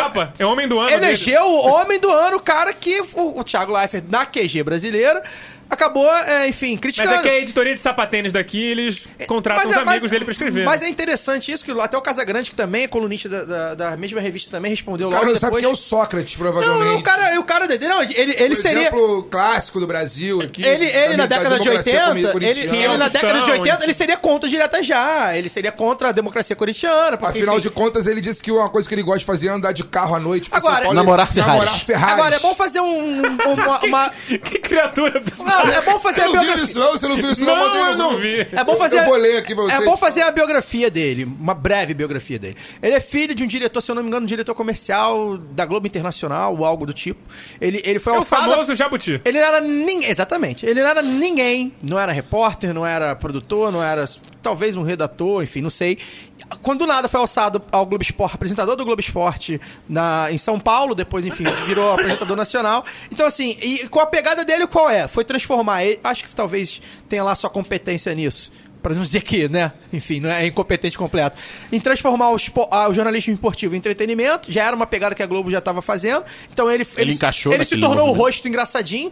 O que eu acho estranho, porque ele não tem graça nenhuma. Eu ia falar isso. Aquela coisa de andar no estúdio, né? Ser enquadrado e assim, de corpo fazer inteiro. piada. Só que assim, ele é um cara que assim, a gente até fez a comparação com o Cajuru fala, inclusive, que tudo que ele inventou de fazer no Globo Esporte, o Cajuru já fez. Mas o Cajuru inventa tudo, né? Não, o Cajuru é maluco. Mas é melhor que ele. Não, sim, sem dúvida. O jornalista, ele é tão já interessante. Já foi um dia, pelo menos. O Cajuru já foi um dia. Cajuru, que também é conhecido como Boca Louca. Boca Louca. Então, assim, eu acho que assim, e é bom fazer o Thiago Leifert. Ele foi alçado ali, ele é o cara de família, é um lifer. Pô, tu acha que um lifer... Só pra poder encerrar o que é o Thiago Leifert, na minha opinião. Assim, a entrevista dele ao UOL em 2012. Essa entrevista antiga. Ele tava despontando, né? Qual o seu programa tipicamente paulistano favorito? Adoro passear de carro à noite, ver as luzes da cidade. E uma vez por mês dou um pulo na Avenida Cidade Jardim para ver a vitrine das lojas, namorar uma Ferrari. É cafona, mas todo homem faz isso. Ele admite que é cafona. Thiago Leifert, eu nunca fiz essa porra. Só você e gente como você faz uma merda. É porque você não mora em São Paulo, porra. Não, ele frequenta os Jardins, que é o creme de la creme. Ainda tem isso. Tem uma concessionária Ferrari no Jardim de São Paulo. Então assim, é bom, ele é um cara, e aí vem, enfim, o mundo dele é esse aí. Né? O mundo dele é a questão política que, na verdade, ele quando diz que o esporte não é pra fazer no lugar pra fazer política, ele basicamente tá dizendo, é pra fazer política por trás dos panos, que é o que a Globo faz, que é, enfim, que todas as grandes mídias fazem pra ter, que é comércio, que é comercial, questão econômica, financeira, enfim, porque o esporte é entretenimento. Mas talvez ele curta as manifestações políticas do Paulo de Cânio, por exemplo. Exatamente. Que ia lá no jogo da Lazio fazer manifestação de Heil Hitler, talvez ele curta. Fascista tem um monte também na Itália, tiveram vários, enfim, que é uma manifestação que você pode até... a gente aqui combate, obviamente, mas é uma manifestação política. Sim. Efetivamente é uma manifestação política. Então, assim, é bom que a gente entenda quem é o Thiago Leifert, né? E a gente, quando viu isso, a gente falou, cara, a gente vai ter que falar. Hoje o quadro seria lá do A, lá do B, mas a gente falou, cara... O programa é nosso, a gente faz o que quiser. O programa é nosso, a gente muda o que quiser. Então, assim, cara, a gente falou, porra, não, tem que mudar o quadro, vamos fazer o Terror do Baile, porque o cara, enfim... Até porque o Terror do Baile já tá cheio de concurso, então vai ter menos oportunidade de Terror do Baile no futuro. E ele foi execrado até por quem provavelmente queira fazer, até, por exemplo, tem lutador de MMA, eu vou falar daqui a pouco do nosso programa que tem MMA aqui, que lutador de MMA que grita lá, Jair, que o cara babaca lá, o UFC inclusive proibiu. E aí também é a questão política, então assim... É o que virou filme? Não, Aldo não. Porque ele também é bolsominion, né? Mas Não, o mas Aldo eu acho que é o outro lá. Nunca vi, nunca um, soube disso, não. enfim. Não, é um qualquer, o Paulo O Aldo Borrachinha. é Eu Também acho não que ele sei disso, não. Eu já ouvi dizer que ele é bolsominion. Eu não sei cara. disso, não. Vale a pena Você procurar. está correndo o inclusive. risco de De estar tá fazendo, levantando falso testemunho. Às vezes Porque ele tem uma- jornalista falar, ele não por for- ouvir dizer... Se ele não. Jornalista, não ouvi dizer. Aí eu vi o cara é filhado Olha, do olha, PCB, olha, tá olha. ligado? Olha só, eu tô com o José Aldo aqui na linha. Ele tá falando ao vivo com a gente aqui. Antes do programa aí ao ar, eu vou procurar Então, onde procure foi e dê a fonte. Mas eu queria... Vou fazer igual o Eduardo Batista. Cadê a fonte? Mas eu queria dizer um negócio. Mostra a fonte. Sobre o Thiago Leifert. Tem uma frase do Gerardo Caetano, que é um historiador uruguaio, ex-jogador, campeão pelo Defensor de 76, que foi o time que É enfrentou... defensor. É O pessoal do defensor. Sudaca falou que é Matias Pinto defensor. falou no Zé do Rádio isso. Que é o time que enfrentou a ditadura uruguaia, que é a seguinte: aqueles que dizem que futebol e política não se misturam, ou não sabem de nada, ou sabem demais. É isso. Então, é isso, né? Ou ele sabe de muita coisa, e aí diz que não é pra poder falar, ou ele não sabe de nada, que eu acho que é a segunda opção. Política por trás de Eu acho que ele tá se cacifando, depois da desistência do Luciano Huck, acho que ele tá se cacifando aí pra quem sabe. Tu é Beliscar um deputadinho. Senado, O Senado, o governo do estado de São Paulo. E São Paulo tá eleito. No Senado. Não precisa nem votar. Mas até isso mesmo, ele é um rosto, até, eu ia falar sobre isso, ele é um rosto parecido com o do Hulk, com... É a mesma coisa, né? Mesma coisa. O Hulk também é filho da elite paulistana, etc. Mas assim, que até em termos televisivos, digamos, vou dar meu pitaco aqui, Décio Pitinini, até em termos televisivos, o Hulk até se sobressai a ele, que é um cara com algum carisma, não é inegável que o Hulk, apesar da forçação de barra, tem algum carisma lá. Aquela coisa de torturar pobre por dinheiro da audiência. O Thiago Só Leifert, não, até antes disso, o Thiago Leifert não tem nem isso. Eu posso falar, porque, enfim, eu assistia BBB, não vou ficar aqui, assisti BBB, agora não mais, enfim. Mas assisto The Voice de vez em quando e ele não convence como nada. O BBB tem 17 anos, então o Caio, Muito que é mais novo que eu, era o um Bial, adolescente. tava Só pra cagando poder- tanto que ele inventava umas porra. O Bial é completamente maluco. Aqui. O Bial é completamente Só pra maluco. poder justificar a minha fala, eu tenho um vídeo do José Aldo em Não, você não apoio- vai botar o vídeo. Não, eu vou Não, botar. tá bom, tudo deixa bom. Deixa eu falar. Tem um vídeo dele no YouTube, que ele declara apoio ao Bolsonaro. Se vocês quiserem, eu coloco aqui. Não queremos. E tem uma postagem no Facebook do próprio Bolsonaro, dizendo: José Aldo declara apoio a Jair Bolsonaro. Enfim, O intelectual. Triste. Mas também não nata intelectual. decepciona, declara mas não surpreende. Não surpreende né? nada. surpreende. Tá, tem aqui um flamenguismo aqui decepcionado, mas, pô... Mas enfim, mas a gente também não pode achar que o José Aldo vai pautar a nossa mentalidade não política, vai. né? Não é o José Aldo, com todo respeito ao Aldo, que também já não tem tanto respeito assim. Enfim, mas assim, mas não foi o Aldo, a pessoa que eu me referi foi, acho que o Paulo Borrachinha, que é um lutador, enfim, o UFC... Borrachinha é um nome meio ruim pra lutador, né? É verdade, né? Seria pior se ele fosse ator pornô, mas... Mas Pra lutador é bem ruim também. Vou aproveitar o gancho, vou dar o recado que eu ia dar. Bruno Sader, apresentador do It's Time, que é o podcast de MMA do site MMA Brasil, aqui da Central 3.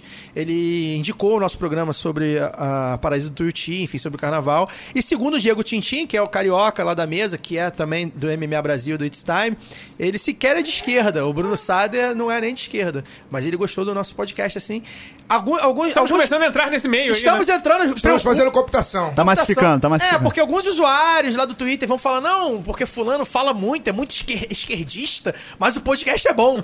Somos esquerdalha. Esquerdalha? Eles acham que tem imperialismo, que tudo é a Globo, mas é bom o podcast. Eu concordo com várias coisas. Eu não sou de esquerda, mas eu concordo com várias coisas. Tinha um que eu esqueci o nome. Você não sabe, filho. Ou você não mas sabe não que é de sabe. esquerda. Eu não esqueci o nome Vai do chegar no rapaz. jantar de família, pai, mãe, eu tenho uma coisa pra falar pra vocês. Eu acho que eu sou de esquerda. Eu acho que você esqueci o nome do rapaz, mas você sabe que é você, porque você se manifestou, botafoguense.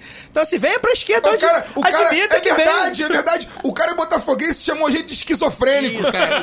Sem clubismo, O cara é Fábio. botafoguense. Sem clubismo, Ao Fábio. cuidado, vocês podem estar passando por uma Leandro Carnalização, virando aquele cara que todo mundo gosta, agrada grandes troianos. A gente vai trazer a Marina aqui, que é a A única unanimidade na festa de Natal da família. Pô, cuidado. O Leandro Carnal é o Capitão Óbvio, né? O Capitão Óbvio. O cara tem doutorado em filosofia pra falar lugar comum, impressionante. Não, mas os memes e virais são tão ruins e de direita que o Leandro Carnal virou esquerdão. Não que ele não fale coisa bacana, mas ele... Não, fala óbvio, mas ele fala, realmente. E virou de esquerda pra alguns, e foi... Aí ele foi lá jantar com o Moro, porque ele tava fazendo a pós-graduação lá com o Moro, aí pronto, aí virou de direita pra outros. Mas até a família Bolsonaro é chamada de esquerda. Hoje foi chamado de comunista. Aquele post da liberdade comercial. Família Bolsonaro comunista. Enfim. A que ponto nós chegamos? Quem foi? Onde se situa essa pessoa? É interessante saber. Eu já não sei mais o que é comunista. O que existe além da direita pra chamar ele de esquerdista? Cara, eu não sei mais. Achei que era o fim da linha. Ou eu não sei o que é Bolsonaro, ou eu não sei o que é comunismo. É que assim, é que a galera que se diz anarcocapitalista, que a gente pode fazer existe um Revolu Show. Anarcocapitalismo é muito bom. Existe um Revolu Show sobre anarcocapitalismo, acho que é o número 2 ou 4, alguma coisa assim, que é muito bom, que explica exatamente a palhaçada que isso é. Revolu Show podcast. Podcast do João, do Porco e do...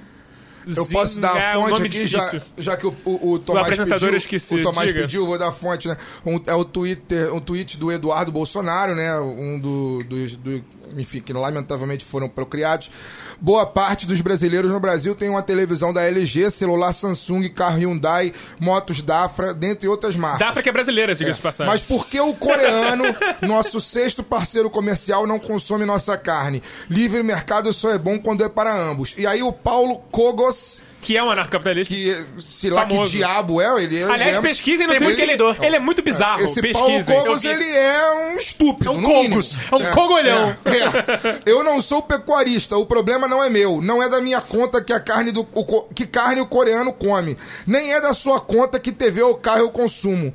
Tudo que o povo precisa é que comunistas vagabundos como você, teus irmãos e teu pai desapareçam da face da terra. Esse é o nível. É bom lembrar. Acho que esse cara não existe. Ele é um alto... Ele existe. A explicar, ele se veste de... Anarcocapitalista. Não, cara, ele se veste de cruzado, Thiago Leifert. A foto dele... ele é católico, ele se veste de cruzado. Eu fui no Twitter dele. Enfim, esse é o nível. Mas é bom pontuar pro Eduardo, que é deputado há muito tempo e deveria saber disso. Que ouve o nosso programa. Que ele tá entre os 14 bilhões de ouvintes, mas talvez alguém inclinado a ouvir o que ele fala saiba que, assim, o Brasil não exporta carne pra Coreia porque esses famosos pecuaristas deixaram o Brasil ter um surto de febre aftosa e a Coreia parou de aceitar nossa carne. Foi por isso que mas isso é interessante falar. A gente já falou, acho que aqui, acho que tá acabando o programa, mas enfim. Tá. Sobre a questão dos liberais com o Bolsonaro. Vira e mexe, pega eles... Se você é liberal e você nega direitos humanos, você não é liberal. Pois é, porque o liberalismo nasceu de direitos individuais. Mas então vá a merda. Há institutos liberais aí, essa gentinha liberal aí, que andou criticando o Bolsonaro, né? Robert Pierre é um liberal. E assim, eles esquecem que eles são filhos da mesma semente, né? São filhos do mesmo pai, mesma mãe. Então, enfim, isso é interessante porque o cara, por exemplo, criticou o livre mercado. Nossa, o cara atacou o Bolsonaro e chamou de comunista. Né? Então, comunista é tudo que eu não gosto. Exatamente. Então, deve chamar o espinafre de comunista. Brócolis. Giló. Brócolis é bom, cara. E espinafre também. Não é. É bom, sim. Eu comi hoje de manhã, inclusive. Discordo. Enfim. Comi de manhã, brócolis? De manhã, não, no almoço. Enfim. Tarado. Que eu gosto muito de brócolis. Enfim, o que eu tava falando? Já até me perdi. Pula. Enfim, é isso aí. Acho que acabou, é isso? Não, os convidados podem dar seu pitaco antes da gente terminar o bloco. Sobre o Leifert. Sobre exatamente sobre tudo. Não, sobre toda essa podação do tipo, não pode misturar isso com aquilo. Se ele xingar alguém também. Essa compartimentalização agora da vida, basicamente. De ter um lugar específico onde vocês podem, no Ethereum, onde a manifestação política é permitida. Como se a política não houvesse na vida. No Parque Laje, domingo às 6 da manhã. Ele colocou isso a partir de um episódio específico? Não tô sabendo. Não, é só um texto dele. Um desabafo de quem tá... Ele comete essas de vez em quando, assim. Tá sendo oprimido. Eu acho que deve se alinhar com essa, né? Bom, claro que no texto dele, eu tive a curiosidade de ler o texto dele, ele vai falar que não é de nenhuma natureza, né? Sim. Tanto aquele coisa... Mas a gente sabe a que fim isso acaba, né, servindo, esse tipo de coisa, né? Numa onda meio escola sem partido mesmo, que é... A escola do meu partido. Se for o meu partido, pode. Que né, lógico. Se o Neymar abraçado com a Aécio numa piscina com Bruna Marquezine, Thiago Leifert e Paulo Cogos, aí tá... Um tiranossauro Rex. Brócolis. Vários brócolis. Sapatênis. O brócolis não é comunista, não. Aí tá tudo bem, né? Mas... Deixa eu te falar. Eu queria... Até, sim, pra mesa como... O que eu ia falar, meu Deus? Esqueci. Ih, caralho. Momento Alzheimer. Não. Caraca, o que eu ia falar, meu Deus?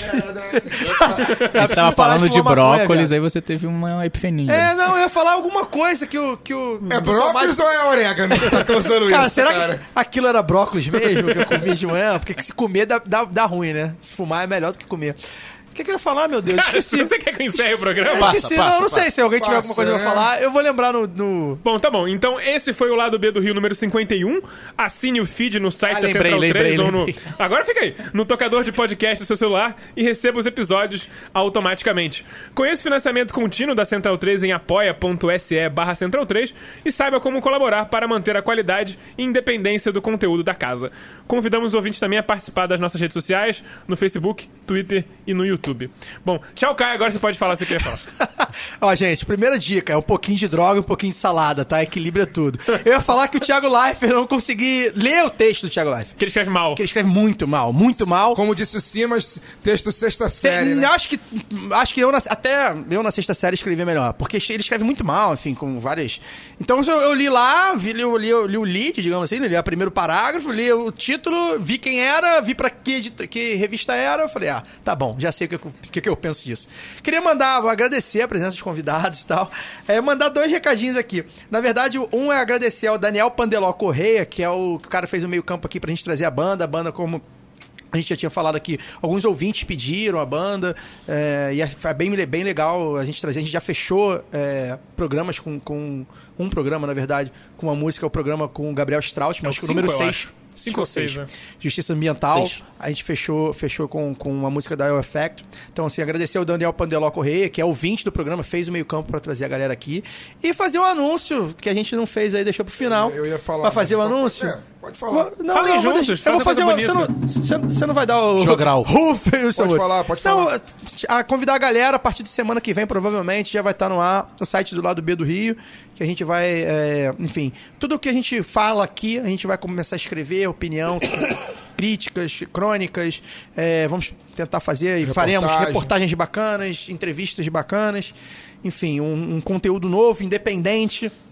A gente não vai sair da Central 3, vai ter lá no site o link para você ir direto pro feed do podcast da Central 3, ou seja, a gente vai continuar hospedando o nosso podcast na Central 3, nossa parceira, que, enfim, por algum tempo esperamos. E vai vir aí o site, enfim, eu tô bem empolgado, porque eu vou me dedicar bastante.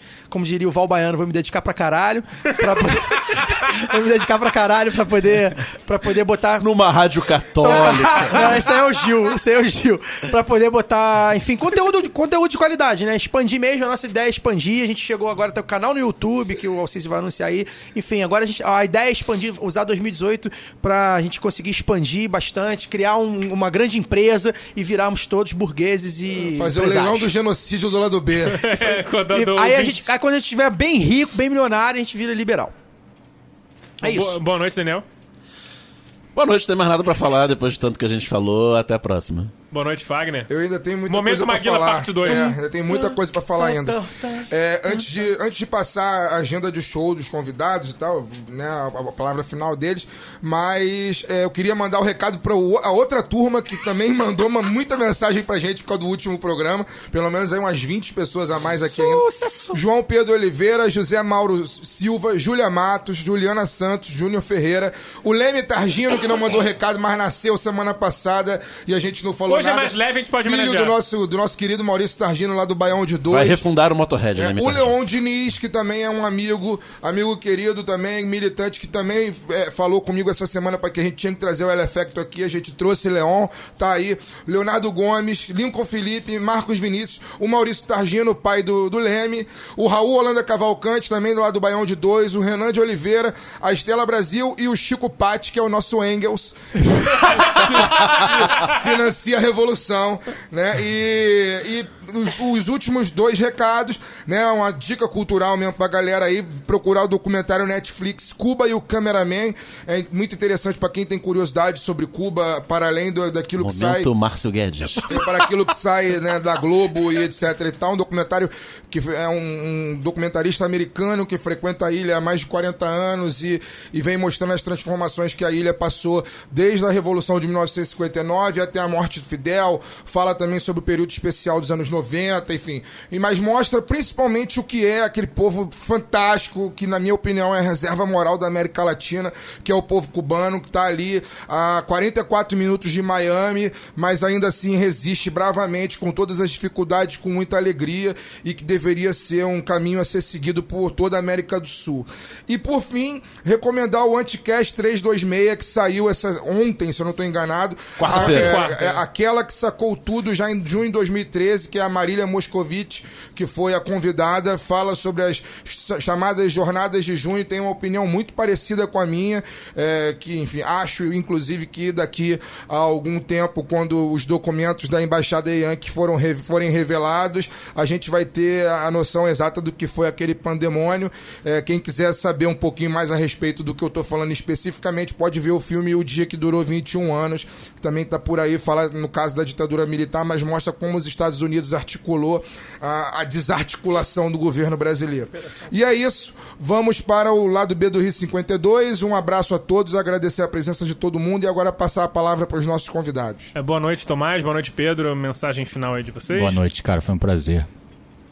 Dizer que foi mesmo uma satisfação estar aqui. Agradecer aí aos camaradas que dão uma força. Mandar um salve pra Raquel, pela força também. Ao Leon, se ele ouvir isso aqui, é um grande incentivador da nossa banda.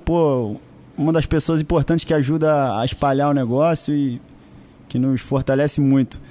Agradecer a vocês aí pelo convite. E estamos aí. Quem quiser ouvir o disco, se você está ouvindo isso a partir de 2018, a partir do dia 2 de março de 2018, ele está aí disponível, assim como todos os nossos outros discos na internet, www.elefecto.com.br, pode baixar tudo de graça.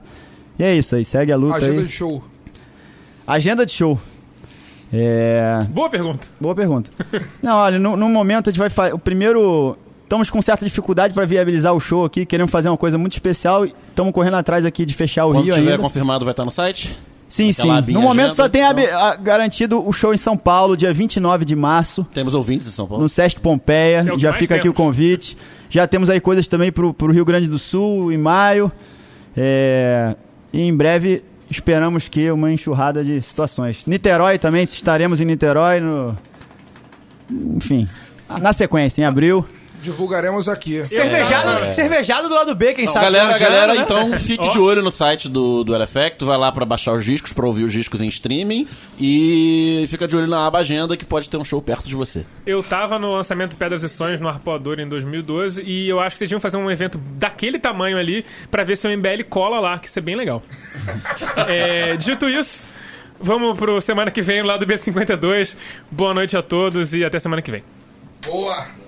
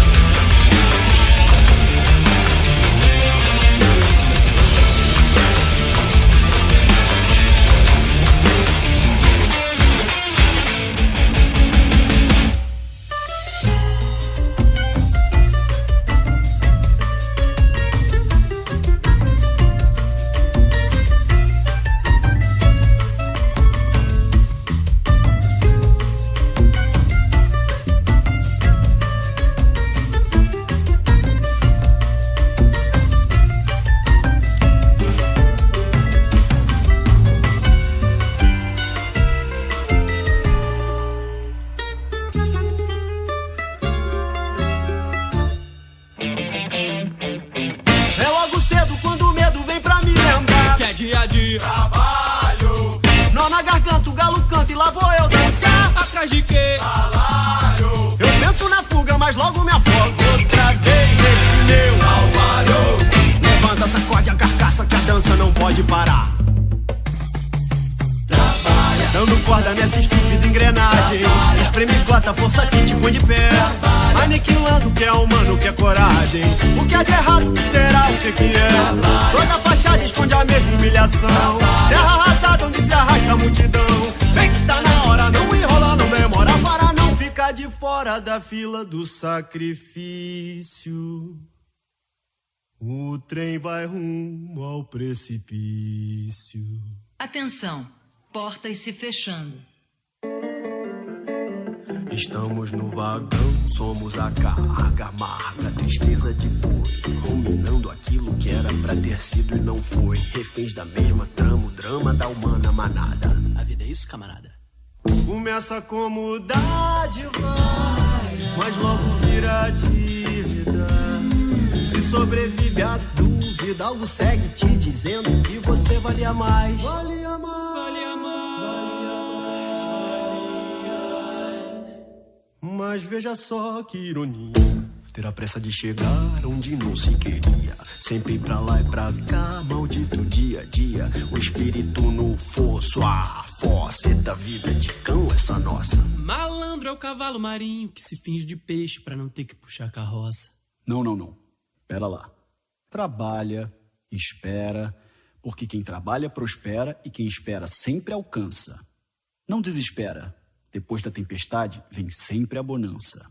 Trabalha, espera e confia, pois a tua estrela ainda vai brilhar um dia. Um brinde à meritocracia. E o banquete quem serve, palacete quem ergue, de quem o sangue ferve, ferve. Caraca, moleque, segura aí que é hora de pisar no black. Despedaçado, parcelado, vai teu coração. Que é uma ferida aberta, se debatendo, alucinado, exposto num balcão. Entre a demanda e a oferta, quem dá mais, tanto faz, guerra é paz, liberdade é escravidão. O trabalho liberta. Calma, entrega a tua alma com calma na palma da mão do patrão. Trabalho, dando corda nessa estúpida engrenagem. Trabalho, espreme, esgota a força que te põe de pé. Trabalho, aniquilando o que é humano, o que é coragem. Algo errado e você sabe o que é. Te corroendo por dentro essa frustração. O teu demônio, patrimônio do patrão. Toda fachada esconde a mesma humilhação. Terra arrasada onde se arrasta a multidão. E lá vou eu até morrer. Sente a vida escorrer pela palma da mão. Já que não há remédio, ódio, nojo, tédio.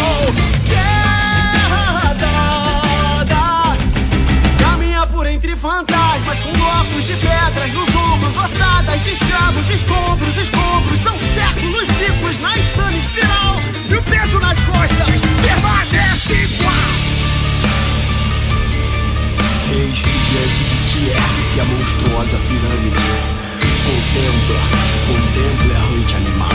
Bem-vindo ao deserto do